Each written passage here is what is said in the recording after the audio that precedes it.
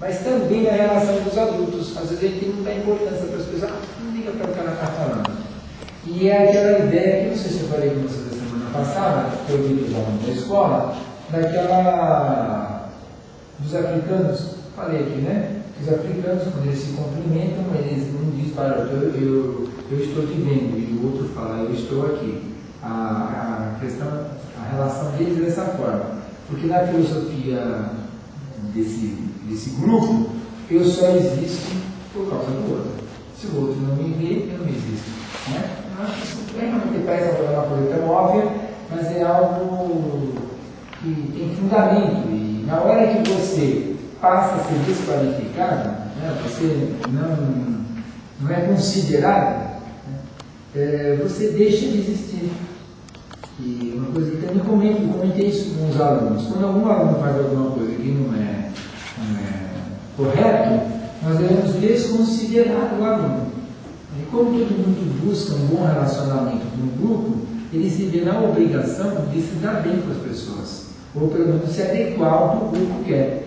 Se o aluno ou a pessoa no grupo continua tendo um comportamento desajustado, é porque o grupo, de alguma forma, considera aquilo que ele está falando.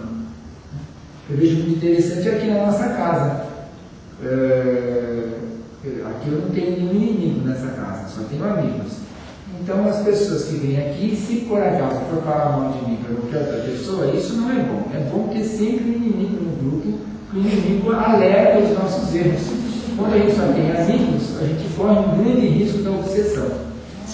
Então, mas eu tenho outros lugares onde eu passo para essa não precisa de ficar inimigo. Mas eu te dou uma experiência de pessoas que vêm, falam e vão embora, porque elas são desconsideradas. E aí vão embora, porque não tem alimento mental para dar continuidade. Então isso é muito interessante. Quando as pessoas permanecem ao nosso lado, é porque nós estamos dando importância para ela demais. Na hora que nós não damos importância, ela se sente fragilizada e vai embora. O Espírito de André Luiz diz que o mal não merece comentário em tempo algum. Se a gente for observar o de Chico Xavier, a vida dele toda é desconsiderando as pessoas que falavam mal dele. Ele simplesmente não falava nada. Já imaginou se o Chico fosse cada notícia, cada reportagem, cada situação, ele fosse em público se defender? Ele não ia fazer outra coisa na vida dele. Agora, nós que não temos assim, expressão nenhuma, quando alguém fala mal da gente quer, né, dar o troco, e a gente fica falando. E aí é o único momento que a gente tem oportunidade de falar. E outra coisa que também, para nós termos uma ideia, falando nas questões das transações, das relações humanas, das relações interpessoais, outra questão é, para a gente saber se a nossa transação está sendo produtiva ou não, ou improdutiva, é a questão de as pessoas que falam coisas que querem falar outra coisa. Essa também é uma forma de uma transação improdutiva. As pessoas elas estão falando uma coisa, no fundo, elas querem dizer outra coisa. E acabam expressando isso através do olhar, através do sorriso irônico, e tudo isso é muito prejudicial às relações interpessoais, às relações das pessoas, né? Nós também queremos só relembrar que esses itens já foram abordados algumas vezes, que essas relações que nós temos, elas acontecem através de papéis. Nós exercemos alguns papéis, né, no grupo que nós vivemos. Um papel de bonzinho, um papel de hipócrita, um papel de bravo, um papel de nervoso. E quando a gente conhece uma pessoa, a gente fala assim, olha, cuidado, porque ele é muito nervoso. Então a gente já exerce aquele papel e ele incorpora aquele papel da personalidade dele. E ele não consegue, às vezes, nem se desvencilhar daquele papel nunca mais. O grupo vai alimentando aquilo. Né? Exemplo, que eu tenho muito na escola, é aquele aluno que incorpora o papel de bagunceiro. Então toda a classe se satisfaz naquele aluno. E eles ficam na expectativa daquele aluno fazer a palhaçada, fazer a brincadeira. é uma relação doentia. Né? E como fazer com que esse aluno entenda que ele está sendo manipulado por todos? Como é que ele vai fazer esse aluno entender que todas as pessoas que estão na classe, direta ou indiretamente, estão querendo fazer aquela gracinha, falar aquela piada, ou fazer aquela ofensa, né? Como no caso do aluno, por exemplo, que é violento, né? Então a gente se projeta naquele aluno, porque se o grupo definitivamente não aceitasse, ele se sentiria enfraquecido, né? E ele ia minimizar muito aquela ação violenta dele. Mas não, o grupo acaba limitando, porque ele também representa isso do grupo. Na psicologia, inclusive, eles comentam, por exemplo, se num local está pegando fogo, uma pessoa começa a gritar. Normalmente sempre uma pessoa grita. Todos ficam agitados, mas uma grita mais. E aí todos vão lá para acalmar aquela pessoa. E é muito comum nos filmes, até quando a gente vê que uma pessoa para de gritar, outra começa a gritar. E alguém tem que ser o fio terra do grupo. Nós temos essa relação com o grupo. Então, são papéis que nós vamos exercendo e o grupo se apropria de uma certa forma, saboreia de uma certa forma daquela conduta que nós estamos. Por isso que nós falamos que o karma, nós podemos até entender a ideia do karma individual e do karma coletivo que estabelece com o grupo. Então, quando nós estamos lá no nosso trabalho, nós temos um karma individual e temos um karma com o grupo. Agora, o que nós temos que estar observando é até que ponto aquela conduta que eu estou tendo está sendo, no caso, produtiva ou improdutiva. E para eu saber se ela está sendo produtiva, eu tenho que observar se eu estou qualificando as pessoas ou se as pessoas às vezes estão me desqualificando. Se houver essa consideração ou desconsideração, se a fala for honesta ou for uma fala desonesta, onde as pessoas usam jogos, as pessoas vão jogando umas com as outras, é porque a nossa relação não é muito produtiva, ela não é boa, ela não é positiva. E isso para nós é um fazer de conta. Então, nós falamos tanto em reforma íntima, em vivência evangélica, a nossa vida não está sendo uma vivência evangélica, está sendo hipócrita, mentirosa, né? E podemos perguntar, mas e aí? E aí que a gente passa, às vezes, um dia, 2 dias, um mês, e disso tudo se recolhe muito pouco de experiência, porque tudo é uma mentira, então não tem nada de produtivo. Claro que a vida vem aí uma doença, um problema, e aí, né, chacoalha, né, e a gente tem que sair fora daquilo que está já programado previamente por nós, que tem que ser feito e não pode ser feito de outra forma. Nós trouxemos aqui o tema, nós falamos sobre o roteiro de vida e sobre um outro aspecto, porque isso nós já comentamos outras vezes. Então, o roteiro de vida é bem isso. O roteiro de vida é bem isso que nós estávamos comentando. Nós podemos trocar a palavra roteiro por karma, né? Então, envolve pessoas, é semelhante à questão do teatro, que é como se todos nós vivêssemos num teatro, onde tem 2 palcos. O palco, o local, o particular e o público. O particular, onde nós organizamos o nosso pensamento, como é que eu vou atuar, qual é a melhor forma de eu atuar. Isso nós recomendamos que nesse palco particular nós tivéssemos o momento da oração, porque a oração nos dá serenidade para que eu possa me reorganizar interiormente, de tal forma que no dia seguinte, ou nas minhas relações, eu não venha a ter uma relação improdutiva. O problema todo é, o meu dia foi produtivo ou foi improdutivo? Essa é a questão nas relações interpessoais. E o palco público é onde nós atuamos. né, onde nós somos vistos, a própria ação, então, o lugar do trabalho nosso, no lugar de estudo, dos passeios entre os amigos. Esse roteiro, nós já tivemos a oportunidade de discutir aqui, só para relembrar, ele inicia, analisando nessa encarnação, ele inicia na hora, no momento da concepção, onde nós passamos a receber a influência dos nossos pais. Porém, sabemos que nós trazemos da vida passada, vamos dizer, sementes, todas as informações colhidas em várias encarnações que tivemos. Mas quando nós nascemos, aquelas sementes estão nubladas, vamos dizer.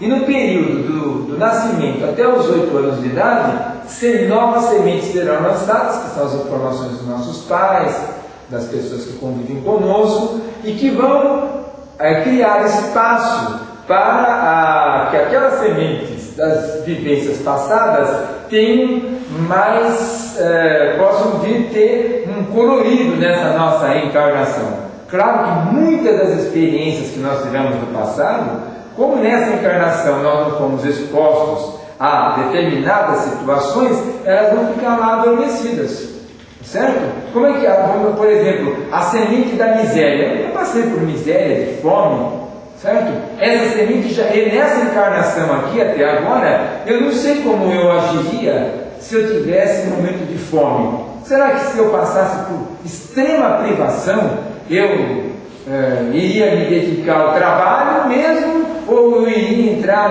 na malandragem? Não sei, eu não passei, eu não posso falar de uma coisa que eu não vivenciei. Então, quando nós reencarnamos, muitas das sementes que nós tivemos das vidas passadas, experiências, elas permanecem ali adormecidas, porque elas não tiveram nenhum tipo de influência nessa vida que elas pudessem reaparecer.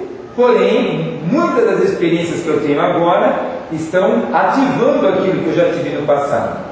Pensando na criança, dos 0 aos 8 anos, aquelas experiências que os pais no qual foram expondo a criança, o ambiente, as privações, as enfermidades, as dificuldades, porque nós não podemos esquecer que uma pequena dificuldade, como no caso da enfermidade, altera toda a nossa vida. Tá certo? Por exemplo, o fato, não precisa nem ser uma grande enfermidade, o fato de um menino ter uma orelha muito grande, um nariz muito grande, dele ser baixo, ele ser alto, ser magro, ser gordo, interfere sim na nossa encarnação.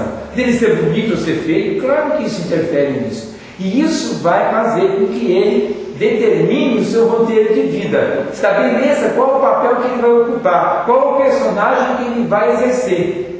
Claro que inspirado na sua vida anterior, mas que as vivências atuais vão ter influência na vida dele e vão ter sim. Ligando, como se a gente fosse fazer uma viagem na educação, nós diríamos aí que ele está de braço dado. Piaget e Vygotsky, Piaget falando sobre o processo da maturação biológica, que a gente não pode desprezar, mas que baseava ele só nisso, e Vygotsky falando da influência da questão da sociedade, do ambiente que exerce sobre a pessoa no seu desenvolvimento, no seu crescimento. Então aí é que você estabelece seu roteiro. Lembrando, até eu estava falando com os meus alunos da 8ª série a respeito da questão da inveja, e eu dei um exemplo que eu já mencionei aqui.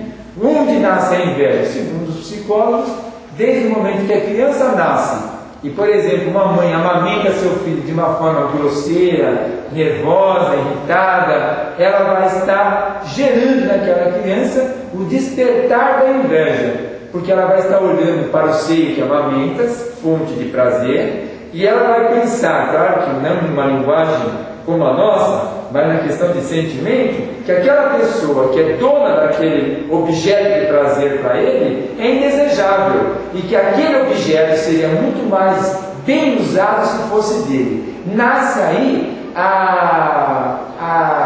o sentimento da inveja. Então nós observamos que quando a criança é exposta a essas situações, aquelas sementes vão reaparecendo novamente. É claro que se essa criança é um espírito, como por exemplo de Chico Xavier, onde as sementes positivas são em maior quantidade do que as sementes negativas, quando ele vê uma pessoa fazendo isso, ele, como tem mais semente positiva, vai pensar: coitada dessa mulher que não sabe usar tão bem esse instrumento que me dá prazer. Mas como a maioria dos espíritos que encarnam na Terra são espíritos inferiores, diante de situações como essa, eles vão realmente dizer: eu queria esse objeto de prazer para mim, porque ela não sabe usar. E como nós, agora grandes, nós olhamos alguém com um carro ou com alguma coisa que nós queremos e pensamos: se fosse meu, eu saberia usar muito melhor do que ele. Não é isso? Isso dá uma muita inveja. Não é isso? Então isso tudo acontece no período da infância, que a criança vai colhendo essas informações e ela vai se situando na relação com o grupo. E ela vai determinando o seu papel, e aí a questão, eu acho, particularmente acho que é fundamental, a questão da autoestima. Se ela se sentir uma pessoa péssima, ela vai incorporar um personagem negativo. E se ela se sentir uma pessoa amada, querida, ela vai incorporar um personagem positivo. E aí, tudo faz a diferença, principalmente para nós que somos espíritas e que sabemos que muito mais do que o corpo físico nós temos a atmosfera fluídica. Nós vamos irradiar uma atmosfera fluídica e, como um laço, nós vamos atrair pessoas para complementar o nosso roteiro. Então nós vamos ver que nós temos lá o nosso script, esse nosso roteiro de vida, somos o personagem principal, que nós podemos chamar que isso é o nosso karma, né? Porque no fundo, eu quero sofrer, no fundo eu sinto a necessidade de sofrer um acidente, no fundo eu sei que não sou merecedor de um emprego, ou de uma esposa legal, ou de um marido legal, ou de não engravidar, ou de sei lá, de tantas coisas, e a partir daí eu começo a criar situações, tanto na minha vida externa como no meu mundo íntimo, e até na minha saúde física, situações, eu chamo isso de karma, não é isso? E que dificultam a minha encarnação. Quando a nossa vida na Terra, essa é uma questão acho importante para a gente pensar, nós não viemos na Terra para sofrer. Então nós temos que definitivamente tirar esse conceito de sofrimento, de pagar, de resgate, e quando vier a lição, nós pensamos: essa lição não é para me derrubar, é para eu vencer. Então nós teríamos que ter essa convicção. Não é bem assim que acontece, é meu karma, eu tenho que resgatar, Deus sabe o que faz, claro que Deus sempre sabe o que faz, mas Ele fez uma coisa muito importante, dizendo que nós podemos fazer, e Jesus fala: o que eu fiz vocês podem fazer muito mais, mas para isso nós temos que, não é só querer, nós temos que mudar a nossa conduta de vida, nossas estruturas mentais, realizar uma reprogramação. E aí é que é o grande estilo da coisa, né? Fazer uma reprogramação da nossa vida, tá bom? Então vamos lá. Falar é fácil, viver é que é complicado, né? Mas sabe. Então, como nós dissemos, aqui, a maioria das pessoas gasta suas energias em vários palcos e frequentemente representam papéis diferentes em cada um deles. Exemplo: uma pessoa é durão no emprego, né, um patrão duro, e mole na mão da filha em casa, por exemplo. São papéis que nós exercemos na nossa vida, não é isso? Esses papéis eles são aprendidos, ensaiados, representados e determinados. Então, nós temos períodos na nossa vida, que é o uso do tempo nosso, nós fazemos esse ensaio, né? Eu vou falar isso, vou fazer aquilo, e nós vamos amadurecendo isso. A partir do que nós recebemos de influência dos outros, essa influência dos outros parte daquilo que eu quero que os outros pensem de mim. Aí está a grande dificuldade. Voltando novamente ao exemplo de aluno em sala de aula, que é a minha prática. Quando eu chego com um aluno e ele é rebelde, e ele fala para mim com sinceridade: eu quero mudar, Roberto, professor, eu quero mudar, eu não quero mais fazer bagunça, você pode confiar em mim. Eu falo: não é tão fácil assim, meu amigo.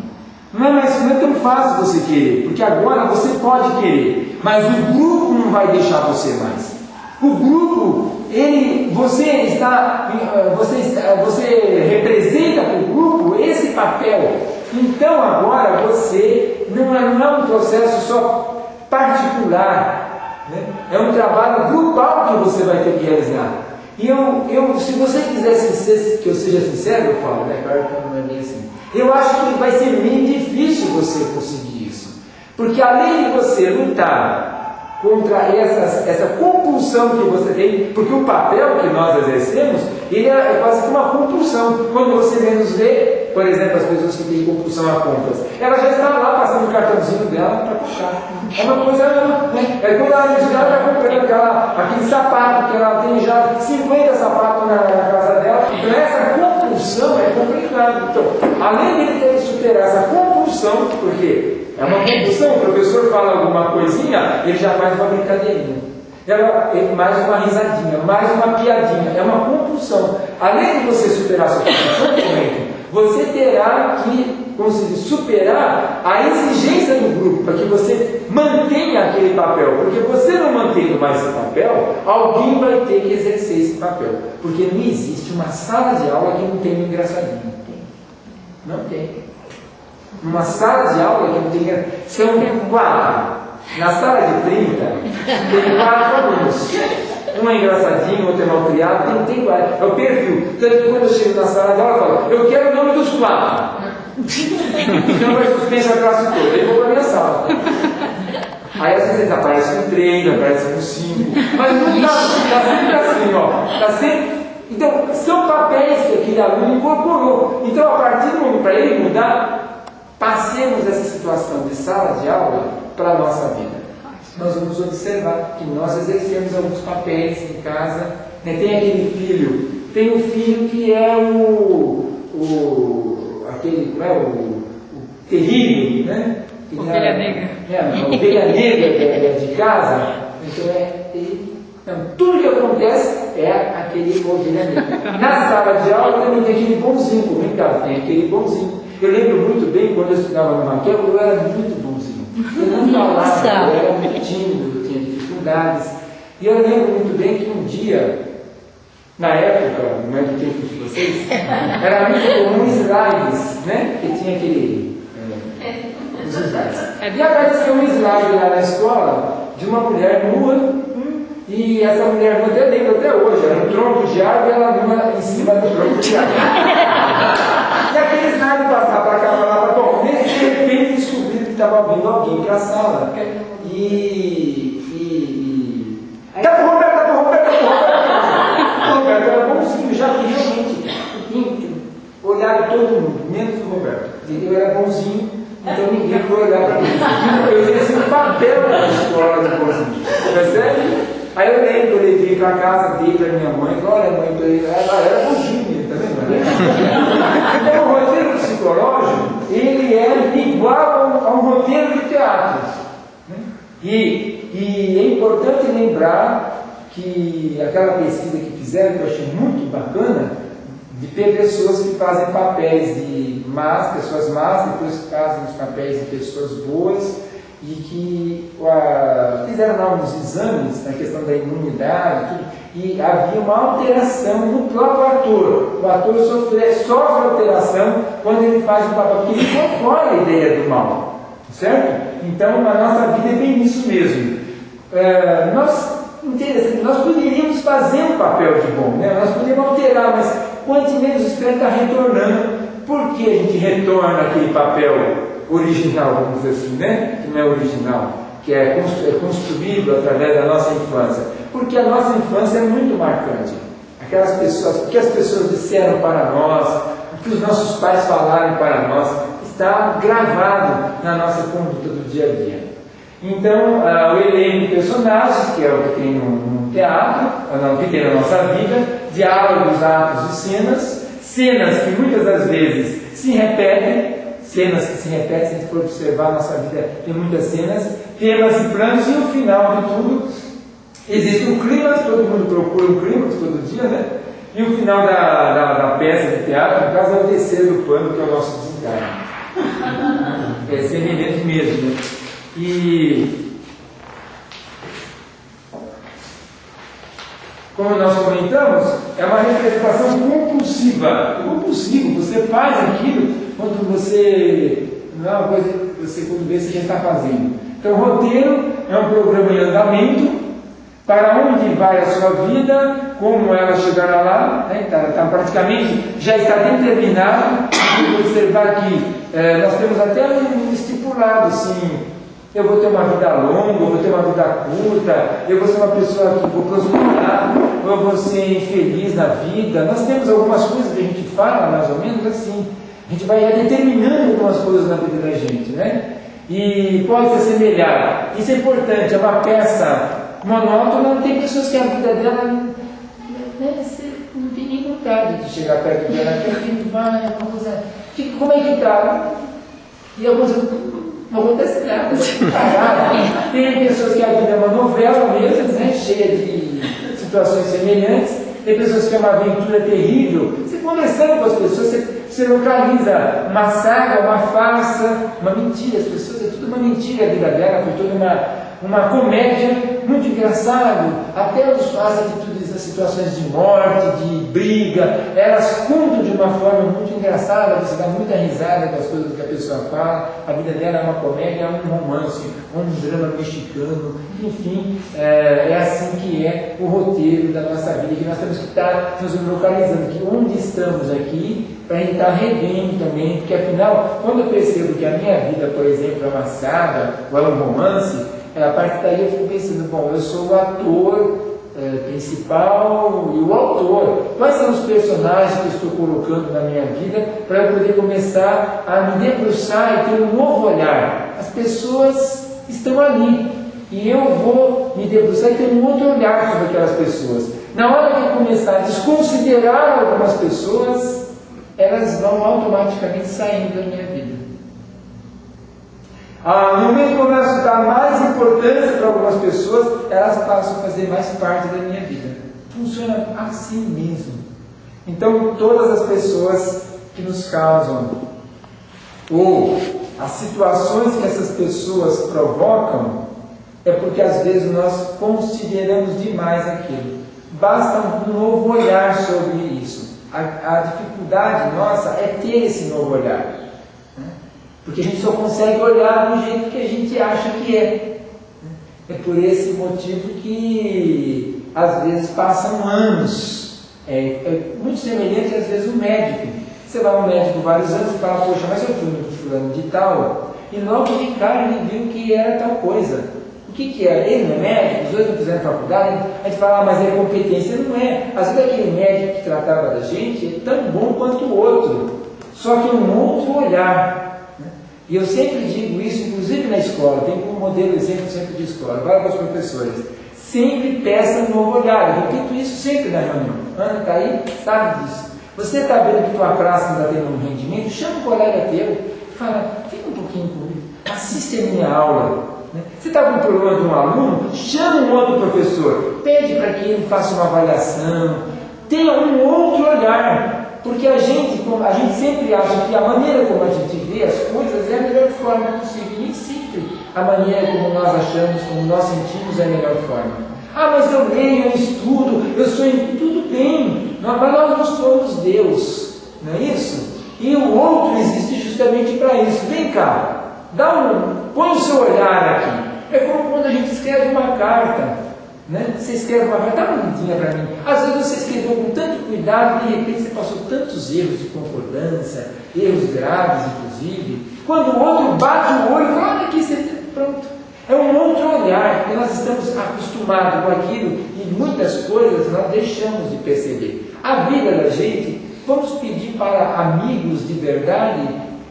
Como é que você vê isso? Não que você necessariamente vai ter que se submeter àquilo que ele está falando, mas ouvir e não contestar, porque a gente já pede uma orientação e já responde em cima, né? Já discute em cima. Essa flexibilidade é que talvez falta nas nossas relações, tá bom? Então, vamos pensar um pouquinho que a minha vida, como é que ela é, se ela é uma comédia, se ela é um romance. Alguns é um filme de terror, né? Eu conheço uma pessoa que todo dia ela vem contar uma história que é uma vida de terror. Um dia morre um assim, outro morre assim, outro pé sentado assim, outro aconteceu assim. Meu Deus, é uma coisa horrível, né, Graça? Eu fico. Outra história terrível, cara. Todo dia ela tem uma história de terror para contar. E eu já não me incomoda. Antigamente ficava comovido, punha no livro da vibração, eu nem ponho mais, sabe? Atormentar o espírito, cara. Bom, o roteiro, como nós começa a nascer, a criança vai sendo programada, né? A isso, nós estamos programando nossos filhos, viu? E o problema é que nós somos programados. E nós temos que fazer uma desprogramação de algumas coisas. Aí é que essa coisa dinâmica que nós deveríamos, isso deveria ser motivo de maior preocupação nossa. Nós ficamos preocupados com tanta coisa na vida e nós não deixamos dias passar e a gente não toma atenção nisso. A transação entre os pais, entre as pessoas dos pais. Nós sabemos que os pais são fundamentais na nossa vida, ou as pessoas que cuidaram de nós. E os papéis, como nós vimos, pode ser de heróis, vilões, vítimas ou salvadores. Né? Como é que é o nosso... claro que nós às vezes ficamos aqui flutuando de um para o outro, mas às vezes nós incorporamos determinadas situações aí, estamos querendo salvar todo mundo, ser generosos com todo mundo, né? Ou a gente é sempre o coitadinho. Então, qual é o papel que nós estamos exercendo aí? E como nós dissemos, nós procuramos os outros para complementar o papel que nós escolhemos, tá bom? Eu já vou agilizar, porque meu tempo já foi isso. É isso aí? Aí está abrindo a boca, está sim, funcionando já. Começa a abrir a boca. Achei que o Espírito disse que o mundo é um palco. Achei bacana isso, pus aqui para até confirmar o que nós estamos conversando. Os indivíduos seguem um roteiro, as famílias seguem um roteiro, cada vida individual é um drama exclusivo que pode incluir tanto elementos do roteiro familiar como cultural. A interpretação desses roteiros afeta o drama da vida de cada pessoa e dessa maneira se escreve a história de um povo. Então, assim como nós temos o karma individual, o roteiro individual, nós temos também um roteiro coletivo, as pessoas. Então vamos falar um pouquinho sobre esses roteiros. Então são padrões dramáticos, aceitos e esperados. São as crenças, os temas, os personagens, né, as roupas, os atos, enfim, tudo isso faz parte também por exemplo, de uma cidade, de um país, de uma família, tá bom?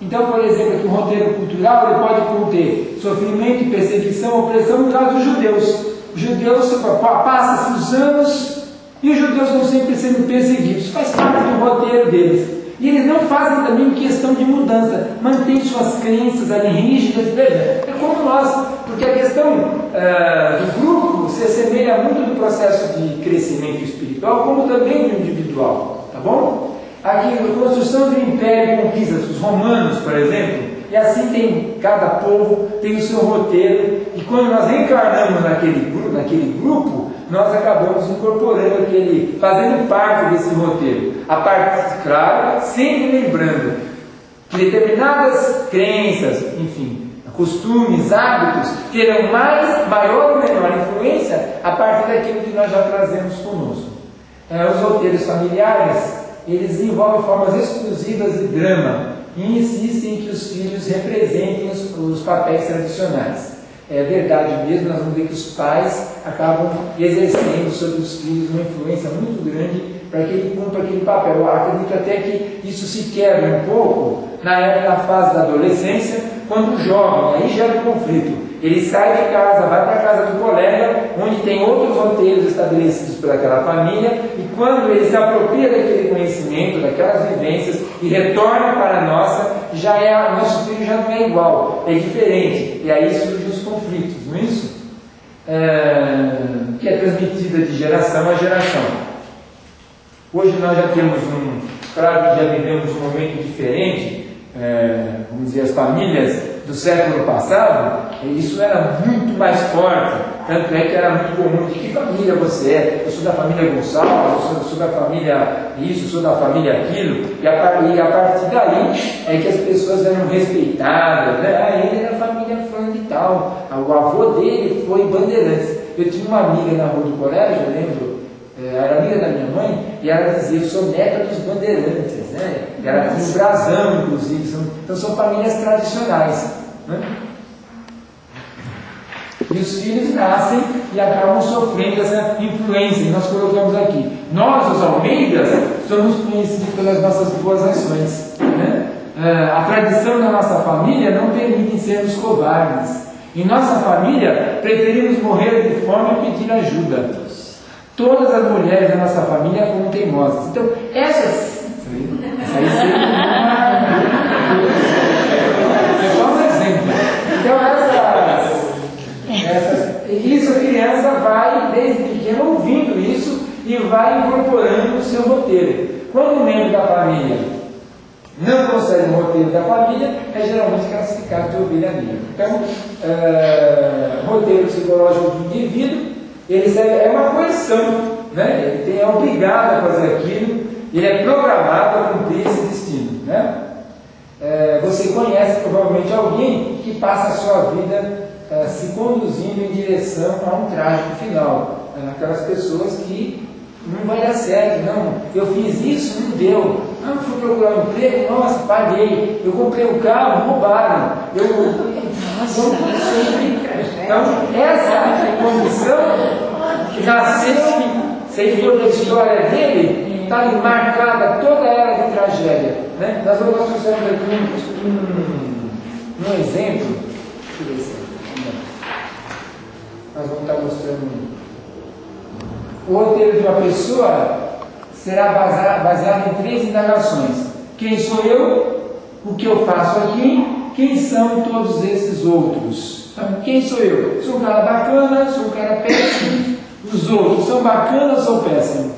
Né? Vamos dizer, pensando na questão evangélica, eu sou bacana porque sou filho de Deus, o outro é bacana porque também é filho de Deus, eu e ele somos uma grande construção do mundo feliz. Essa é uma pessoa evangelizada.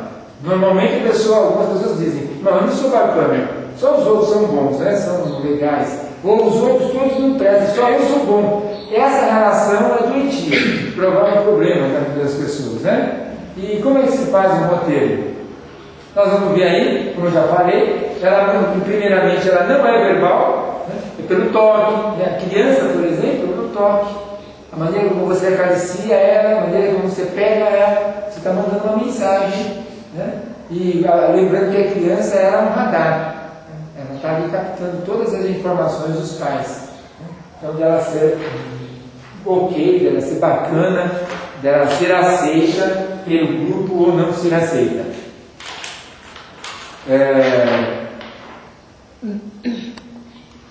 Mensagem do roteiro dos pais influi na posição psicológica, né? E força é a força mais poderosa do seu drama. Então, volto a dizer a influência dos pais aqui, essa conversa que tive com pais, a semana passada, lá no Guarujá. Então, eu dei um enfoque mais para os pais, dizendo para os pais que a influência que eles exercem sobre seus filhos e algumas frases que às vezes nós falamos e que são importantíssimas. Eu vejo pais ainda hoje falar isso para os seus filhos, né?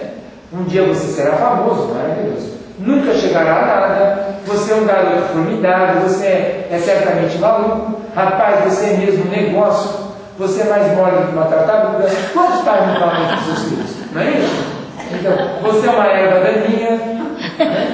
E seríamos melhor sem você. Quer dizer, uma criança que recebe essa influência, o roteiro ocupacional, Jorge começou para ser um médico, esse garoto já vai ser empregado, enfim. Com sua ambição pessoal, poderia vender geladeiras aos esquimós. São mensagens que você está influenciando, construindo o roteiro daquela criança. Lembremos que a palavra, ela é magnética, ela é energia. Nós temos o magnetismo que nós irradiamos pela palavra, pelo olhar. Nós falamos dessa atmosfera fluídica que nós irradiamos, mas o olhar, né? Quantas pessoas curam pelo olhar? Quantas pessoas matam as plantas pelo olhar? Tem um corpo que passou a energia que a pessoa irradia pelo olhar, não é isso? Ou pela palavra, ou pelo gesto. nós somos energia. Então aqui nós estamos vendo aqui o poder da palavra, que às vezes não, todas as vezes que nós falamos com os nossos filhos alguma coisa, eles incorporam essa mensagem.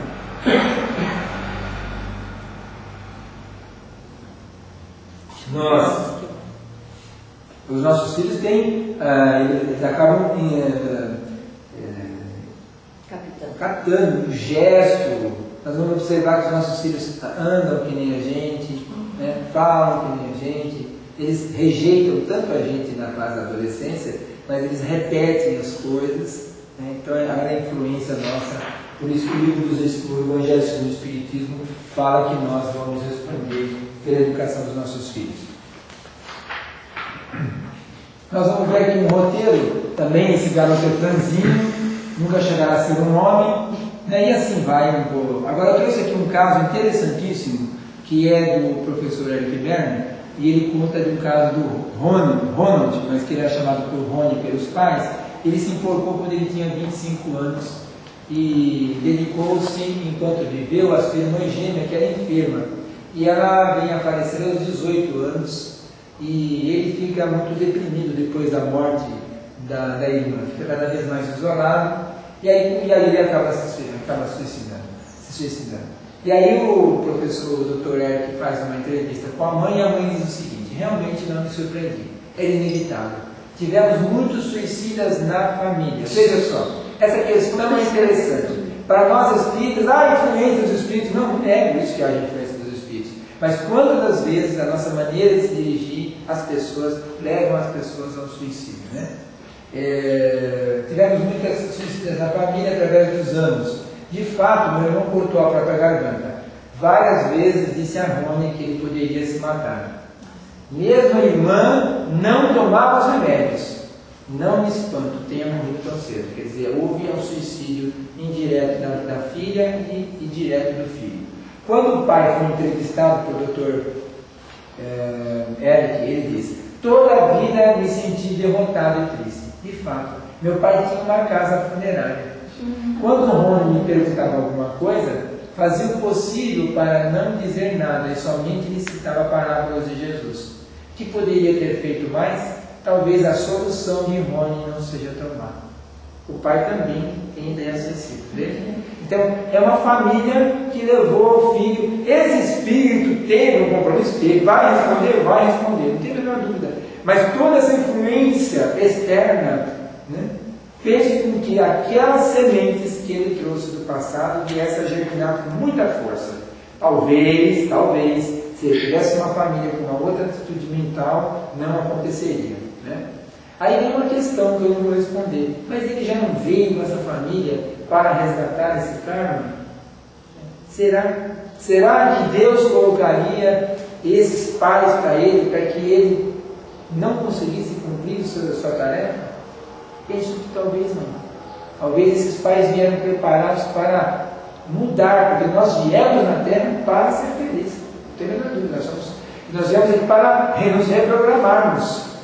Talvez não só o Rony fracassou, mas com certeza os pais do Rony também fracassaram, né? Deixaram de fazer alguma coisa. Talvez, não sei quem sou eu para julgar, né? Mas são coisas que aqui não nós não temos aqui nenhuma orientação espiritual para dar esclarecimento desse fato, né? E nós trouxemos aqui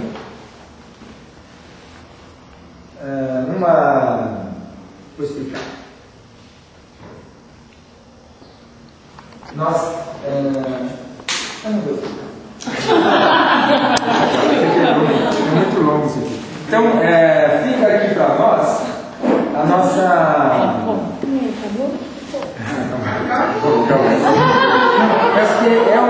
É um exemplo dos três papéis que nós exercemos, de perseguição, de vítima e de salvador. Mas é uma questão que a gente também já discutiu algumas vezes aqui, mas que agora já passou do tempo e a gente pode voltar uma outra hora para falar a respeito disso. Fica para nós aqui um momento de reflexão só para a gente tentar fazer uma reprogramação. Mas como é que a gente vai fazer essa reprogramação, né?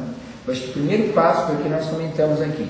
Primeira coisa, o que as minhas transações, as minhas relações com o outro interpessoais, elas estão sendo realmente produtivas?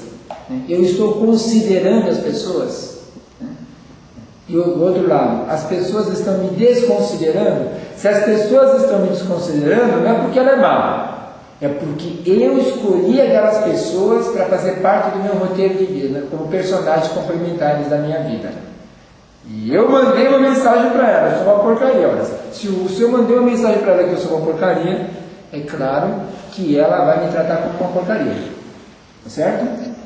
Se eu mandei uma mensagem para ela que eu sou um cara legal, ela, cada vez que eu falar, ela vai olhar para mim e vai me considerar. Então eu preciso ver. Primeiro, o outro, eu só existo, seguindo a filosofia lá dos africanos, eu só existo por causa do outro. Se o outro não me considera, se eu não existo para o outro, ou se a minha relação com o outro sempre é de interesse, alguma coisa eu tenho que fazer. Vocês vão perguntar o que, Roberto? Eu não sei, se virem, mas tem que fazer alguma coisa. Eu também tenho que repensar. Todos nós temos que repensar a nossa vida. E a partir daí nós podemos estar realmente dizendo, bom, eu estou fazendo um processo, eu estou iniciando um processo de autoconhecimento. Ou, na linguagem de alguns, eu estou fazendo uma reforma íntima.